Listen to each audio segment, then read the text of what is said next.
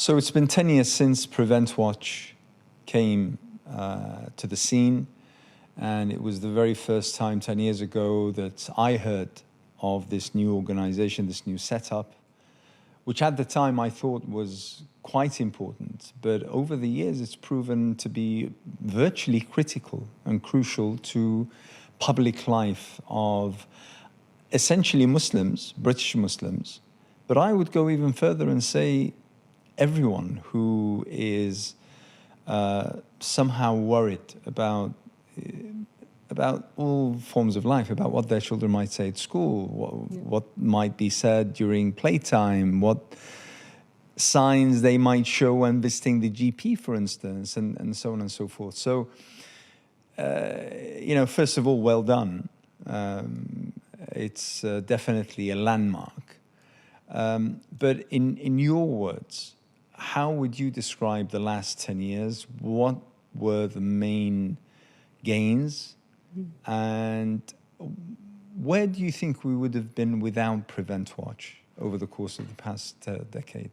So PreventWatch set up back in 2015, which was deliberate because we knew at that point that the government was going to put Prevent on the statutory footing. So it wasn't just going to be a policy anymore. It was going to become mandated for teachers, doctors, and anyone to report the signs of radicalization and therefore be reporting people to Prevent.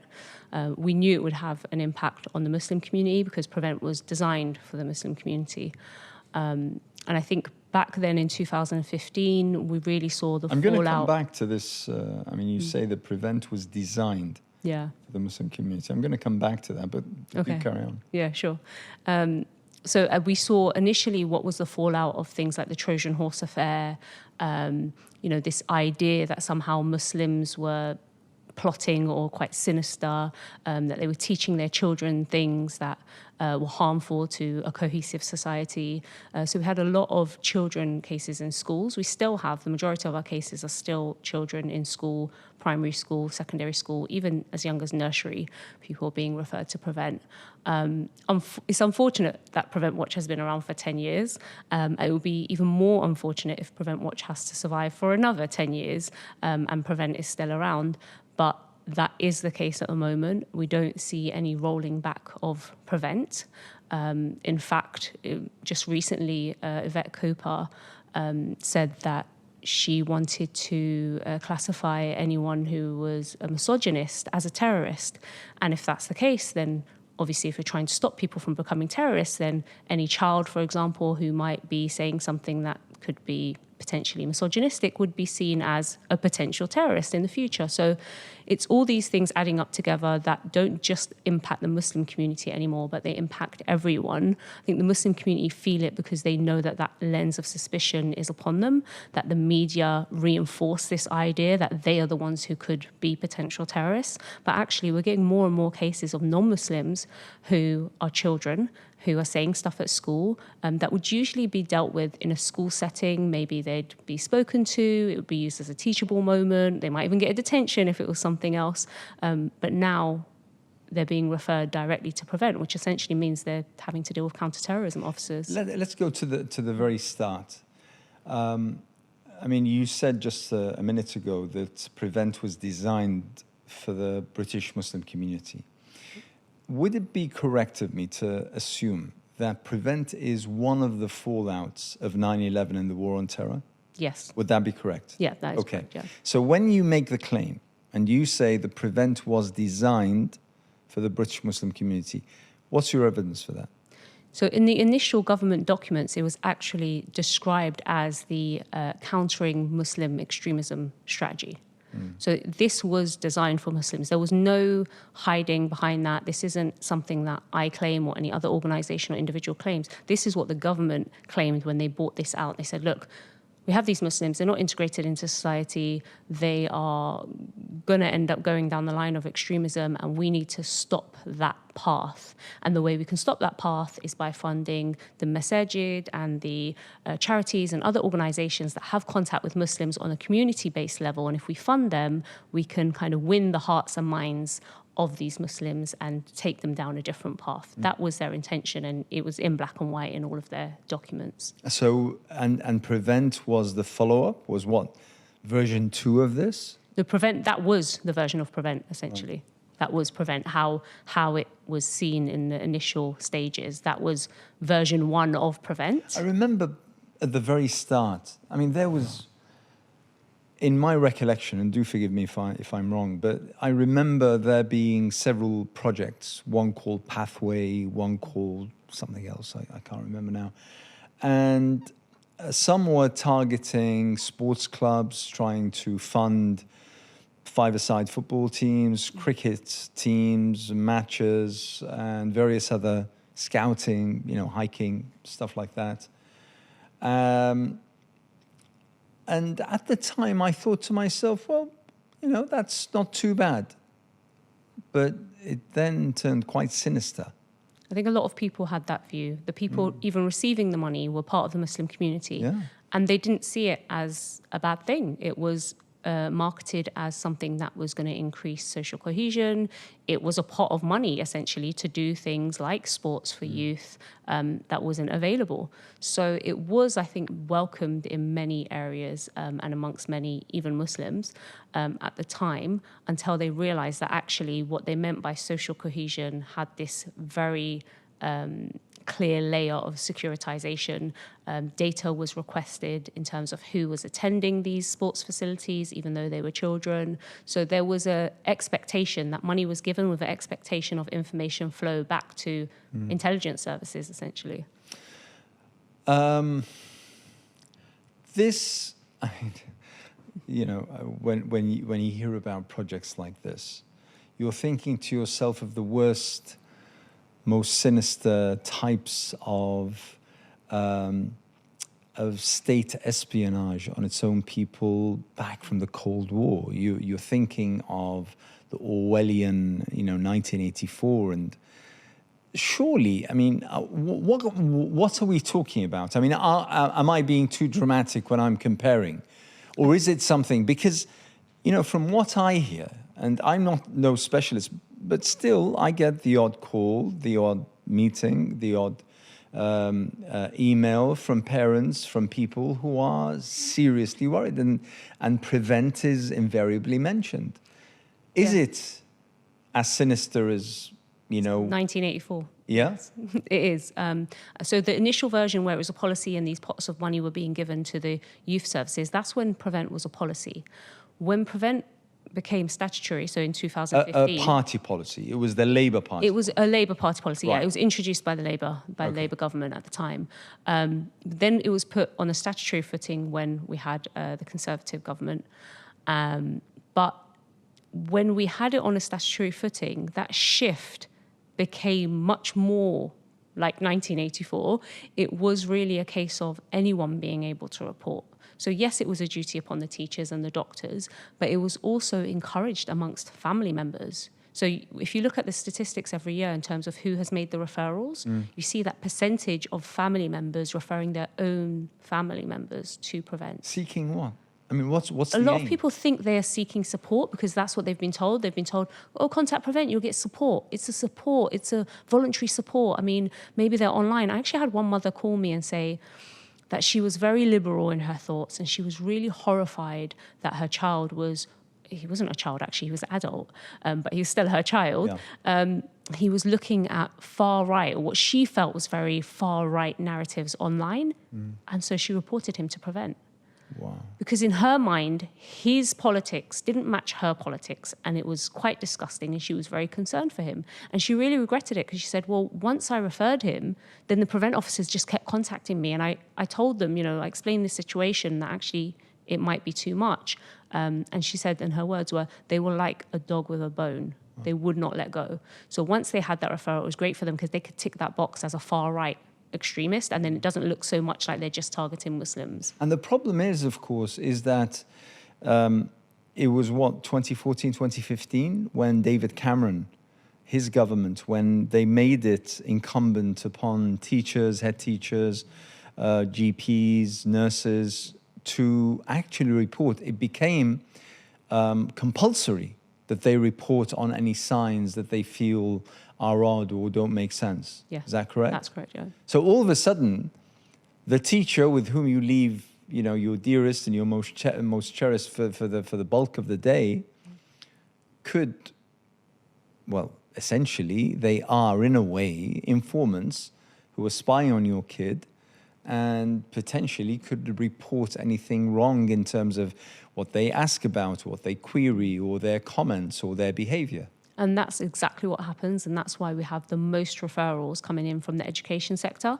So more than a third every single year of Prevent referrals comes from the education sector. So these are teachers and other educators who are referring children to Prevent because a child has changed the way they dressed, or has changed their peer groups, or is spending more time online, or any of these very vague definitions. This is what's happening. And in a way, I guess it's a great money saver for Prevent, because they're no longer having to inject money into these organizations, because now they have the eyes and ears, and it's everyone's responsibility. Volunteering to actually report. How many referrals are we talking about a year? So the Home Office suggests it's about 7,000 every year. We think 7,000. That's an underestimate. That's 200 a day. Is it? My maths. I'm not going to be able to do that for you. I think it's 200 a day. It is 7,000 approximately every year. It seems to be consistent. We know that's an underestimation because we've had people who have been referred to Prevent and they have not made the official Home Office statistics. So we believe it's more than that, and they're getting stopped earlier. I thought there was an extra zero on there. I'm not going to go there. But what I'm talking is, we are talking about an incredible number of referrals, which every single referral, it affects not only an individual, but their family, their social circle, their network of friends and relatives. Am I correct? Yep, it impacts the individual, it impacts their family, it impacts their community, and even people who have never been referred to Prevent, even people who don't even know it's called Prevent, are aware that this exists and are worried. And we have parents and other members telling us that they speak to their children, they tell them not to say certain things. We had an 8-year-old autistic boy who was referred to Prevent, and the mum said, I tell him not to speak about these things at school. When the teacher told her what he'd said, she said, I tell him not to speak about these things, only to have these conversations at home, i.e. anything to do with politics or religion. And that was further justification for the head teacher to make the referral, because he was thinking, well, what kinds of conversations are you having exactly at home? Instead of thinking this is the lived reality of Muslims who are self-censoring, not only self-censoring, but also self-censoring their children, he saw that as quite sinister. Like, okay, well, you must be having these conversations that are a bit harmful at home. I mean, it's quite concerning, and it's quite troubling in terms of what kind of generation we're looking to find in the next 10, 15 years. I recall when I was young, I recall that, because I was lucky enough to have parents who were accepting of, to have discussions with their children or the such, that I would bring back ideas, I would make proclamations, I would make announcements, some of them silly, some of them, reasonable. And we would have discussions, and I would listen to points of view, and I would be told if I was wrong and told why I was wrong and corrected. And that's how, children grow. That's how they increase their capacity from the intellectual point of view, as well as from the social point of view, to hear other points of view that are opposed to yours, to listen respectfully, not to interject or not to interrupt, and then to respond in a manner that doesn't divert from the point being discussed. All these things you learn through those kinds of interactions. Yet it seems that this is going as far as to dictate the tone and the register of the discussions happening between parents and their children at home. At home, at school, at work. So any of these discussions can be seen as problematic. If you have the discussions at home, you don't know what your child's going to say when they go to school. And let's face it, a lot of times children do want to then try and express themselves and articulate themselves at school, maybe speak about their religion more passionately, and then that's shut down. And essentially what we see now is that people who are trained up in Prevent, especially especially teachers. I know they make a third of the referrals and there's still 2 other thirds, but it's for us, it's one that hits home massively because these make up the bulk of our referrals that we get at PreventWatch. But by training them up in Prevent, you've really deprofessionalized them, because previously they would have these conversations and facilitate these conversations in the classroom. Whereas now, if a child says something and they think, oh, that sounds a bit too political or religious or risky, that will be shut down straight away and a referral will go in. And then that trust is completely broken from the child who has been referred to Prevent, because now the next visit they get is a counter-terrorism officer who's going to ask them questions about their beliefs, about what they learn at home, about if they go to a mosque, if they go to an after-school club. And that's intimidating even for an adult, let alone for a child. I mean, you'd assume that there is a significant portion of legislators, of parliamentarians, of politicians who are sensible enough that if they were to hear this, they think this is bad. Surely. I mean, I'm sure that you come across those in bulk, and hopefully you engage with them. You're smiling, which says that I'm talking nonsense. But yes, you would hope. Unfortunately, that hasn't been the case. I mean, when we published the People's Review of Prevent, we had at that point... When was this? This was in 2022, just a year before the government published their so-called independent, not so independent review. Yeah, Shawcross review of Prevent. We published that, and that was shared with all of the MPs. We invited them to come to Portcullis House, actually, just last year, to take part in, as well as just to be part of the audience members in a debate, a panel discussion about Prevent. And unfortunately, not many MPs, I can think of probably 2 or 3 MPs who have bothered to engage. I think partly because Prevent is situated under the counter-terrorism legislation, under the counter-terrorism strategy, and nobody wants to be seen as soft on terror. And that is exactly the first smear that will be used. Anyone who criticises Prevent, and this is where Prevent has quite cleverly set itself up, if you criticise Prevent, that is also seen as a sign of extremism. So nobody wants to be in that position, even if they're an MP, because they realise that actually their careers are also in a very vulnerable position. What kind of benefit? Let's look at it from the other point of view. What kind of benefit can Prevent officers, those who absolutely support Prevent and promote it and wish for it to, prosper and thrive, what kind of benefits can they cite? How many terrorists have they sort of nipped in the bud because of Prevent? How many potential extremists who will, do something to harm others have they caught way ahead of their line of being functional? What can they say, do you think? This was the perfect opportunity for them last year when the Shawcross published his report. He should have put forward all that evidence because he would have had access to all of that evidence, but he didn't.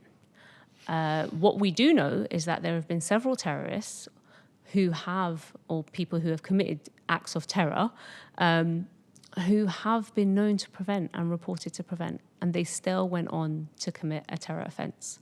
So what that shows us is that Prevent doesn't work, because you have actually got evidence that people have gone on to commit an offence and they clearly weren't stopped early enough, and they were known to Prevent or were referred to Prevent. So we can see it failing. We don't have the evidence to show that it's worked, and the people who have had the evidence to show potentially that it's worked have never been able to furnish it. Okay, one of the things that caught my attention several years ago, I would say around 2015, I was traveling. And one of the countries I was traveling to was South Africa. I was actually invited by one of the government departments, and we were having a conversation. And it was quite a moment, I have to say, when someone, a South African official, mentioned to me that her department was approached by the British, she said Secret Service, probably it was. And she said, amongst the things that they were pushing onto her department, as well as, asking her to present this to the then government, was Prevent. And she was sort of citing this and asking me, what is this Prevent? What do I think about Prevent? And I thought to myself, why on earth would this happen? But then I realized something else in traveling to Australia, traveling to New Zealand, traveling to Malaysia, was that this is becoming, the new Happy Meal, the new Big Mac, that wherever you go around the world, it's the same packaging, it's the same texture, it's the same garbage that's inside, but it's still the same. It's the same taste, it's the same wherever you go, whether you be in Thailand or whether you be in Canada. And this is being franchised. Yep. This is a product that's being pushed around the world. Now, this very lady told me that her response to those officers was that they don't need us. And the response was invariably, and here, by the way, it's I'm quoting on behalf of someone who's from memory, so I'm not being verbatim by any stretch of the imagination, but she said, they told me that we don't have a choice. And in fact, she gave the analogy, and I remember this very, very well. They said to her, it doesn't work, this has to be global. And they gave her the example of airport security, that a traveler passenger departs from one port and arrives in another.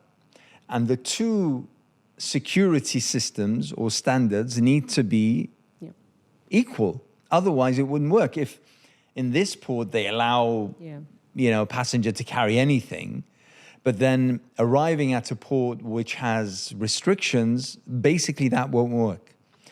So essentially, he was telling this lady, an official in the South African government, that it's not optional, that you have to, because we need to ensure that anyone who's coming from South Africa to the UK, for instance, is monitored and screened according to the standards that we set, so that we can trust them. Otherwise, we'll treat them as suspects.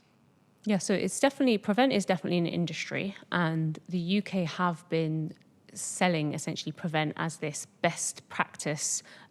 This is the ideal way to deal with the problem. So you do see many times on, Prevent officers or Prevent coordinators or people who are very heavily pushing Prevent, you'll see on their social media, their Twitter feed that, oh, look, I'm in this country today and I'm on in this part of the world tomorrow, and they're speaking about Prevent, and they are, basically saying how good it is as far as they're concerned to other countries. I think this idea that somehow everyone needs to work together because if an extremist or suggested extremist in one part of the world comes to the other part of the world, then they're all working on the same threshold. That's not true at all, because, some people are deemed extremist in another country and come here to seek asylum, and they are given that asylum, and it's recognized that that country sees certain views and values as extreme that perhaps in the UK are not. For instance, objecting to a particular regime in a dictatorial system, for instance, in the Arab world, in the MENA region, that would deem someone a terrorist of sorts. Exactly, and they would be welcomed, and it wouldn't be seen as an issue in the UK or in other countries. They would be seen as freedom fighters. They would be seen as people who are seeking liberation, democracy, and the like. Yeah, so I think that analogy, it doesn't work because we don't all have the same values. And also that goalpost moves so regularly. And I think that's one of the reasons why extremism doesn't have a legal definition, because it then allows for what is an extremist today and tomorrow to change, depending on the government and the circumstances. Just like Yvette Cooper's addition to misogyny. Exactly. All of a sudden. Yeah. Okay. Now, obviously, this is. I mean, it's scary. Because, again, coming back to schools, you think that you're leaving your children in a safe zone. And, I recall with my own children when they were young, when they had issues which we can't deal with, we would tell them, go speak to your teacher. That would be a very ordinary sort of run-of-the-mill response of parents. And, you're making your children feel that they are in a safe place and that they are surrounded by people who have their care, their well-being high in their regard. But all of a sudden now you're painting a picture where it's problematic because you can't tell your child when they're feeling vulnerable for any reason whatsoever to go and pour their hearts out to someone who is bound to report them if they were to, to suspect anything.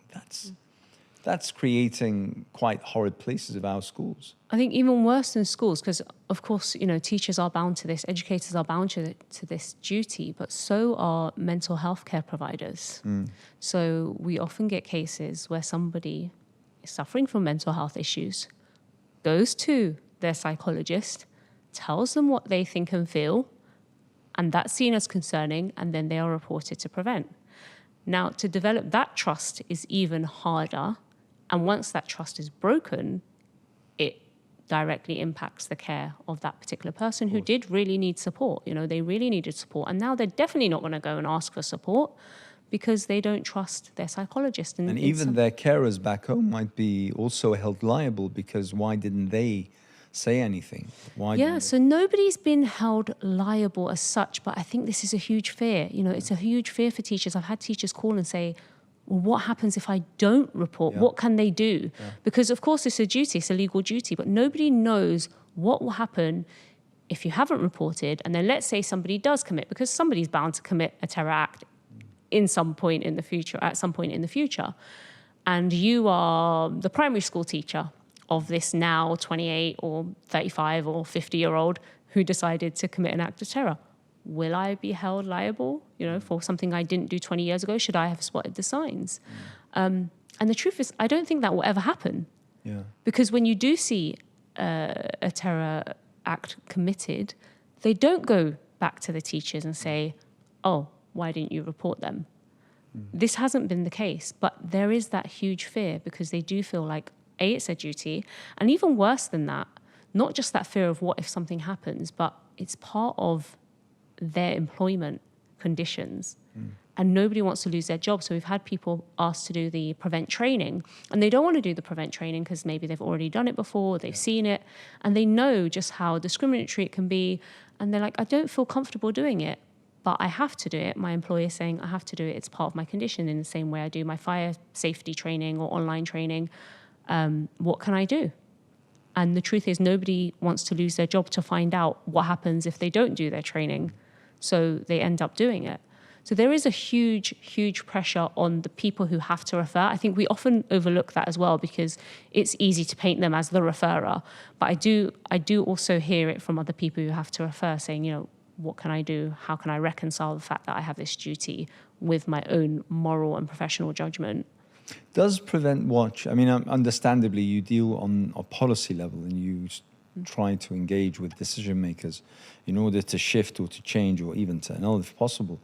But do you also reach out to practitioners on the ground? Do you have contacts with GPs, with mental health specialists, with teachers, with head teachers? So it is something that we're trying to do more of because we appreciate that in those spaces, people also need support. So we started by giving support to the individuals who are being referred. I think now we recognize we also need to be in those spaces where people are making the referrals. And so the People's Review of Prevent, for example, the target audience was the people making the referrals. Target audience wasn't a community. The community knows it's bad. The target audience wasn't even necessarily policymakers because they've had their fingers in their ears for a long time and are refusing to listen to any evidence that it's bad. And so who else can we reach out to? Well, we can reach out to the professionals who have had this duty placed on them to explain to them the consequences of what happens once they fill out a Prevent referral. Going back to my encounter in South Africa, because it was quite telling and quite eye-opening to me, because I was informed about something that was happening in my home country, but being outside and by foreigners, basically, by people who aren't Brits. But I remember well, this was during the time when there were certain countries seeing some of their youngsters traveling to Syria, traveling to northern Iraq, Some of them actually joining ISIS, some of them just sort of having a hike in a place where they thought that there would be some action, whatever the reasons were. And I recall this very lady telling me about a story that's happened to 3 young South Africans who had traveled to Syria. And then after something like 10 days or 2 weeks, they just had enough, or as she put it, they run out of underwear, and they decide to come back. They just saw, they decide to come back. And she said, we were monitoring them. We knew of them. And when they came back, we met them at the airport. We had their family come together and we met with them. And over the course of 2 months, we met them, twice, 3 times a week. We discussed with them what they saw, what they felt, what they believed. We brought in a scholar in religious affairs who also discussed with them, answered some questions. And she said, they're fine now. It's been 9 months and they're, back in society. We do these things. And she said, I gave this example to the officers I was speaking to. And she said, the first question they asked me was, can you give us their names? And she said, I felt so violated that I was giving this example of a success story whereby you just talk to people, you just sense and reason with them. And it's all okay, and yet I'm being addressed as though I should now inform. Yeah, and I think that's the tunnel vision that people who are on this journey that see Prevent as the answer cannot see beyond the fact that, they can't see that it's not working. And it's exacerbating the problem. It's not just not working. It's exacerbating the problem.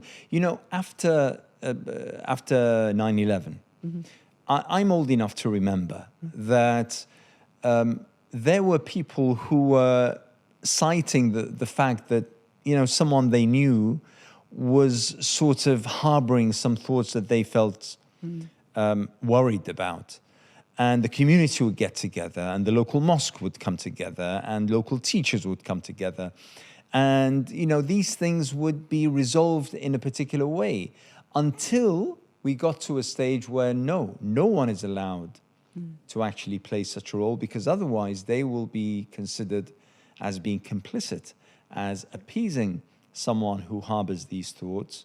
And what they should have done was to refer this person, even though he or she might be minors, to the authorities to prevent, so that they are, dealt with in some way.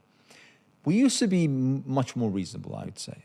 We used to be much more reasonable. I think it's become so normalized now that most people use the word extremism, radicalization, even terrorism so interchangeably and as part of almost like normal day-to-day, and even safeguarding, because it was pitched as safeguarding, that most people, if you ask them, can you just explain what you mean by that?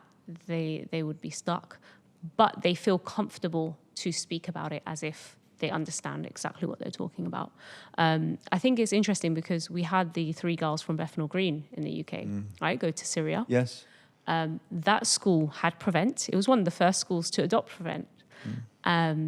It didn't stop them from traveling to Syria. Okay, fine. Prevent was in its early days, but it had been around for a policy for some time by that point. And, Prevent being plugged into education as this form of safeguarding, well, when Shamima Begum wanted to come back, having gone as a child, what support was being offered to her? Exactly. To, when it's being described as a form of grooming, they're being groomed online and we need to stop this from happening. Was she seen as somebody who was groomed online, as a child who had been groomed online? No, she wasn't. So again, when it's convenient, these terms are used by government and by those who are pushing for Prevent. And when it's not convenient, other terms are used. Actually, no, you're a terrorist sympathizer, or you were associated and complicit in the actions. And, it's all very, very messy, even on a government level, and those implementing it. But surely, once again, I'm going to go back to certain incidents that I'm aware of, you're aware of. For instance, the Algerian PhD student at, was it Nottingham? I seem to remember Nottingham University, who was doing he was doing his master's, I believe. I'm sorry, my Was this the book? so patchy. Where he took out the book, yes. Who Yeah. downloaded something pertaining to Al-Qaeda because it was part of his research. In fact, it was recommended to him by his supervisor, only for, you know, the university, the authorities to come down on him like a ton of bricks. Yeah, so this is one of the very early cases. I think many people were so shocked by this case, and it was almost seen as like a very extraordinary case. But we've had cases since like that. We've had a child who wrote an essay. Yeah. Who was actually commended for his essay. Yeah. About what a caliph state would look like, Yeah. right? What the Khalifa would look like, what it would look like if we had a Islamic state. He was commended for his essay, and then he was referred to Prevent. And we actually had one just recently, a few weeks ago, where they were asked to do a piece of writing in secondary school, I think early years of secondary school, still quite young. And they did a piece of writing, and the child is autistic, and so he remembered a lot of details about a documentary that he had seen, and it involved elements of terrorism. And because he was able to quote these details so perfectly, it was concerning. So I think sometimes our students are actually a victim of their own success. We had an 11-year-old who was one of the only people in his school going to a grammar school. So he was in year 6 at primary school. He was known to be a very bright, intelligent boy. He's going to grammar school next year. And the teacher said, what would you do if you came across a lot of money? And he, unfortunate for him with his extensive vocabulary, didn't say I would give money to charity. He said I would give alms to the oppressed. Not many 11-year-olds use the word alms. And of course, the worst case scenario in the teacher's head was he would give alms to the oppressed. He wasn't challenged. At no point did that teacher think, oh my God, my whole classroom just heard this, let me challenge it, even if he did say that. And of course, had she challenged it, she would have realized it was a mistake on her part, but instead a Prevent referral was made. So these types of things, very innocent things, are seen as suspicious. And this is driven by the general Islamophobia that we feel. I mean, I was just reflecting on this the other day, and I remember I used to get out at Waterloo Station when I was doing my postdoc. So after my PhD, I was doing a postdoc. I used to get out at Waterloo Station. I think at that time we were in a state of probably severe, so one less than critical as the UK. And so we regularly see armed officers at the station. So Waterloo Station being a big station was one of these stations, and I would go in every day. And I remember once in 3 weeks, I was stopped 4 times for a random search. I mean, again, I'm not going to do the maths because we failed miserably in the last time, but you know, that you don't have to be a mathematician to know that is not random. How can I be stopped 4 times in the space of 3 weeks by armed officers in front of everyone, being a visible Muslim? You know, that's not going to happen to anyone. And it's that sense, you know, okay, for me, I was stopped, I was searched, they looked for my bag. As far as they're concerned, no harm, no foul, you didn't have anything, don't worry about it. But everyone else who witnessed that, it reinforces in their mind that, oh, there could be a problem with her, that visible Muslim over there, because she's the one who's been stopped and whose bag is being searched. And I wasn't even carrying a backpack. Like, I had quite a trendy bag at that time. What does the journey, I mean, to use an overused word, what's the journey of someone who's referred to Prevent? What does it look like? What could they expect? So usually if you're referred to Prevent, you're visited. And by the way, and is there a difference between a minor or a child and someone who's an adult? That's a good question. No, there isn't. So usually if you're referred to, because you haven't done anything, whether you're a minor or you're an adult, you still haven't done anything wrong. So that's the whole point of Prevent, right? Is that you haven't done anything wrong, you're not suspected, you haven't intended anything, but we're coming to you at this point. So if you're referred, you're usually visited within like the first week by a counterterrorism officer who is a Prevent officer, at least one. Sometimes people get 2 counterterrorism officers. Sometimes that will be at your school, at your place of work, even at your home. If it's a child, they will usually come with social services. Okay. Because as soon as a child is referred, social services are made aware. Parents? Parents, yeah. If it's a home visit, then of course the parents are spoken to. If it's a school visit, the parents have not always been there when children are being questioned. I've also heard the parents weren't even informed. Yeah, no, not informed, children, no consent, no, not at all. We've had parents turn up at the end of the school day and then be informed that actually your child's been questioned by counterterrorism officers, and that's what happened to him. 8-year-old was questioned by 2 counterterrorism officers and a social worker during his lunchtime break, and the parent wasn't told until she came to pick up her child and realized he wasn't in the normal lineup with all the other kids. And they said, oh, we just want to tell you what happened today. He's been questioned. And then they were questioned again at home when she took him home. So yeah, absolutely horrific. Like, I can't imagine how I would feel knowing that my child was put in a position of, you know, all these people in authority, as well as the school allowing that to happen in the first place.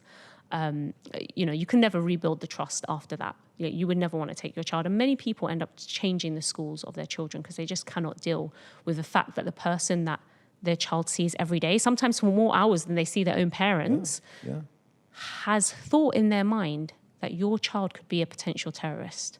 They've had that thought about your child, and you can't come back from that in many cases. So yeah, so usually they will get a visit. They'll be questioned about their beliefs, what they learn at home, et cetera, et cetera. If they're an adult, they'll be questioned again. Similarly, who do you associate with? Where do you go to pray? Usually I'm assuming they're Muslims, because in most cases they are Muslims. And then if the officer feels satisfied that maybe this was just a really poor referral, then that will be the end of it. If they don't, then they will recommend they go on Channel. And Channel is basically the de-radicalization program. So it's like, oh, you think these thoughts, they could be worrying. We want you to think the right way.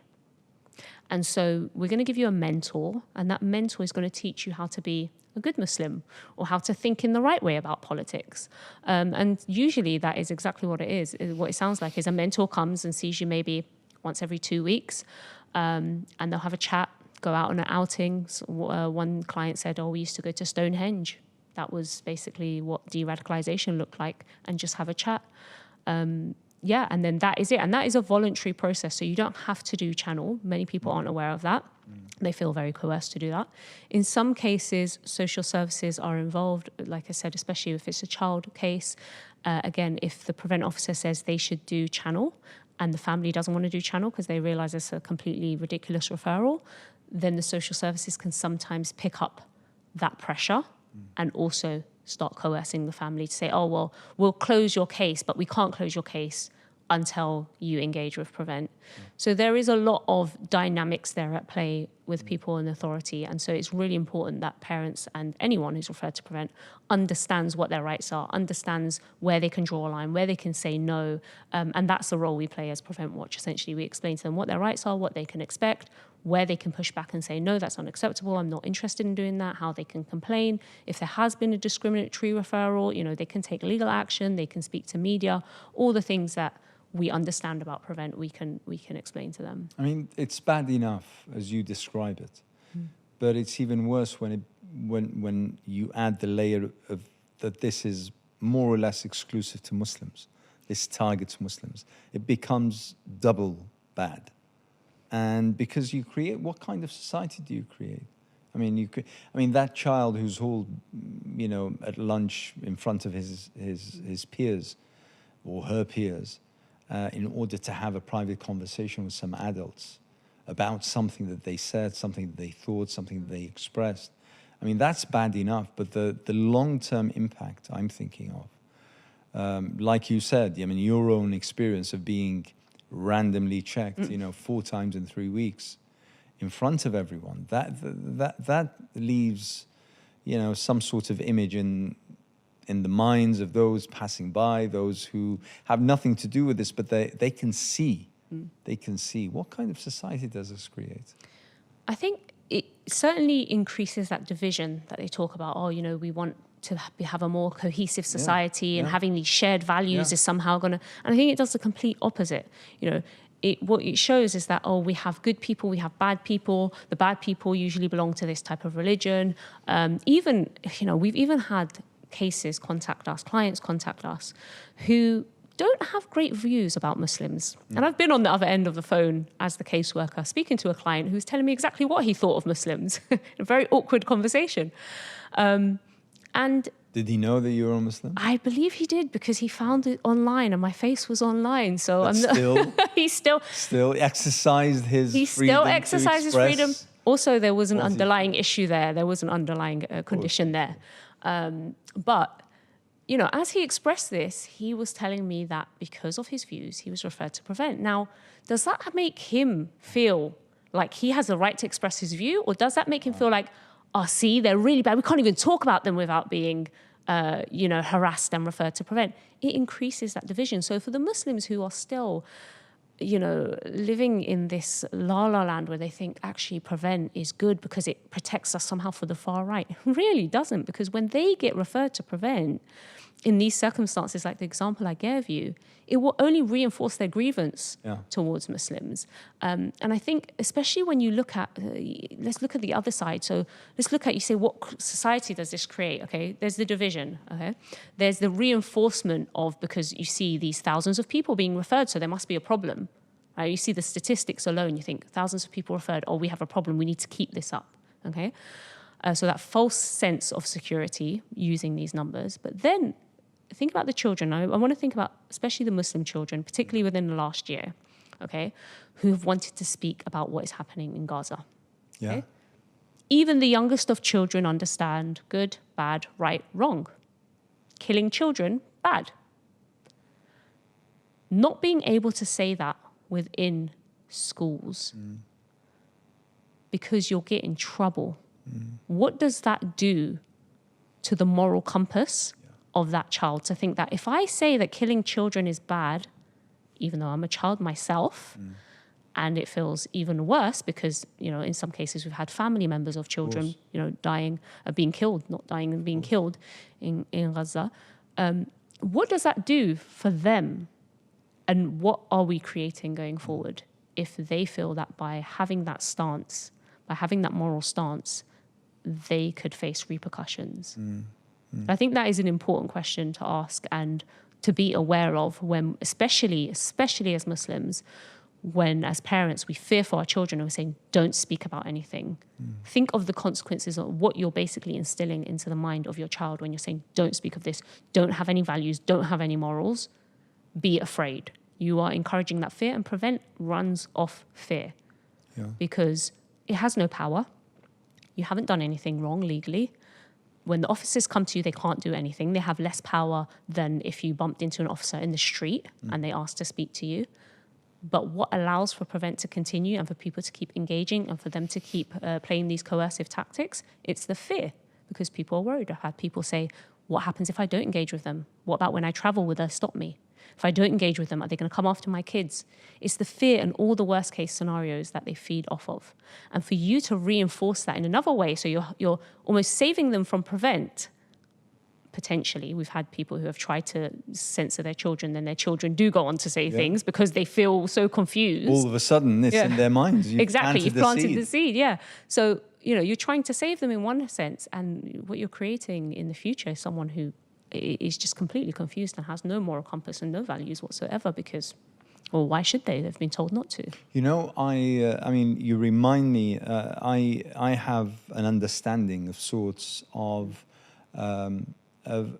many Arab contexts. And I hail from Iraq, which for decades was ruled by an iron fist and with extreme brutality.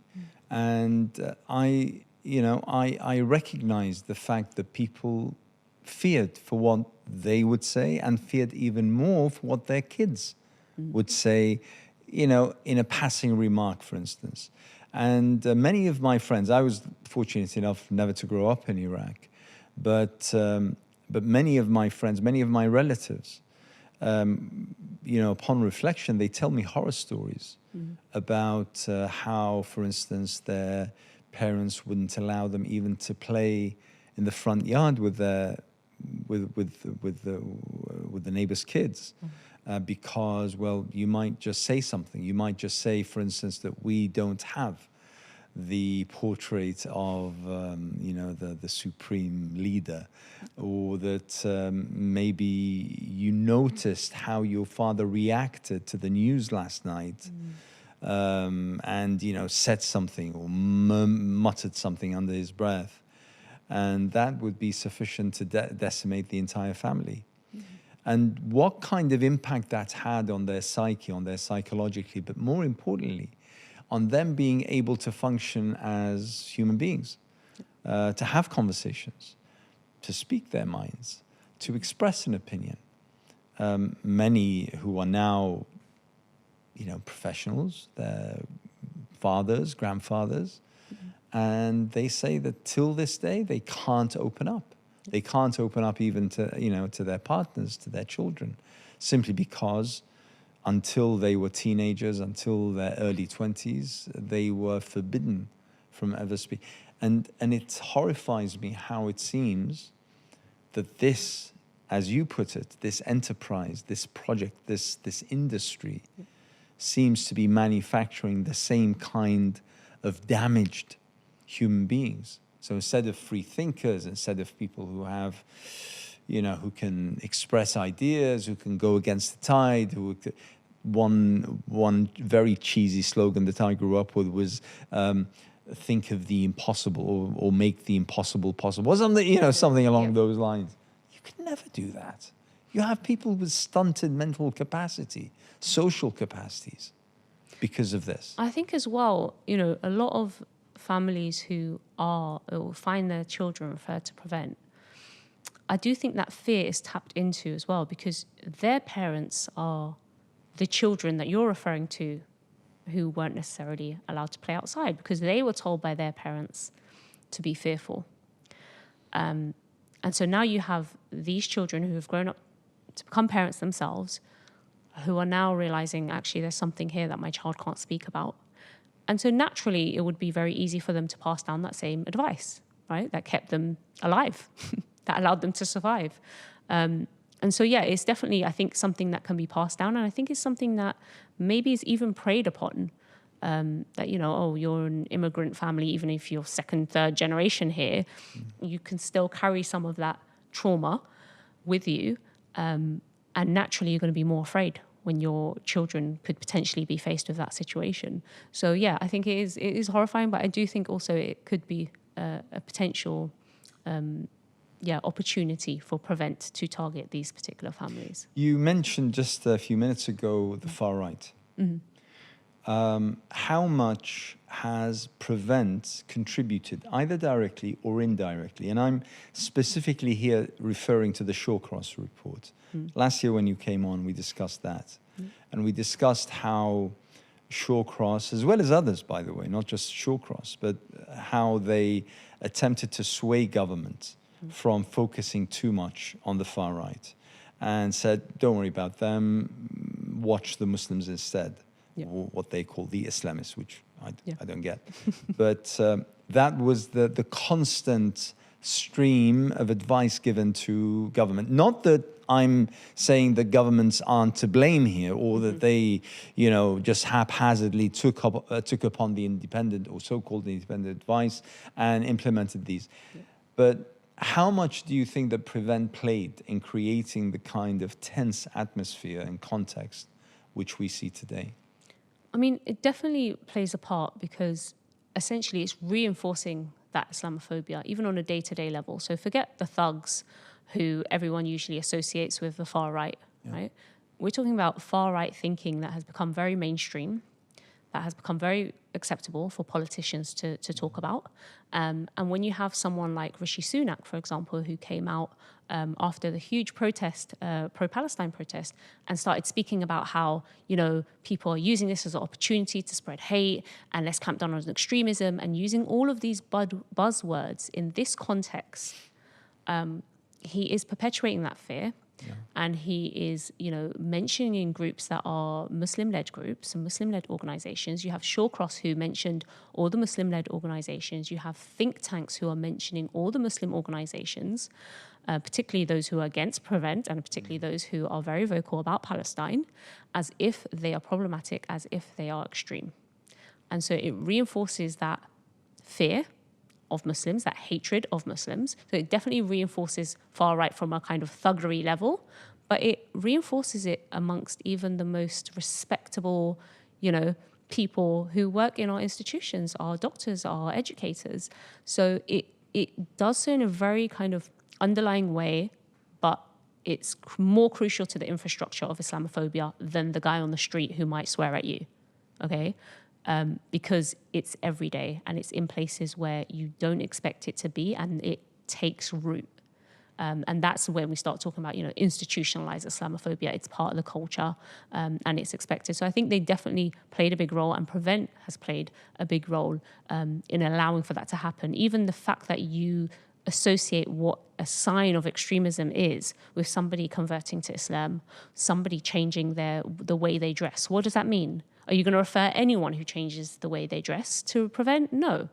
Everyone knows what change in appearance or dress means. It means they become more conservative in their dress, yeah? They start wearing the hijab, and we have had people who've started wearing the hijab who have been referred. We've had men, for example, who have worn, young men, teenagers, 17-year-olds, who have worn the thobe during sixth form. He wore it to prayer, and then he wore it inside to school.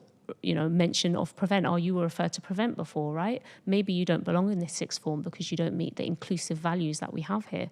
So all of these associations are reinforced by Prevent, that idea of Muslims being inherently bad, that we have to somehow push them to being good because they don't have these good values. They don't have these British values.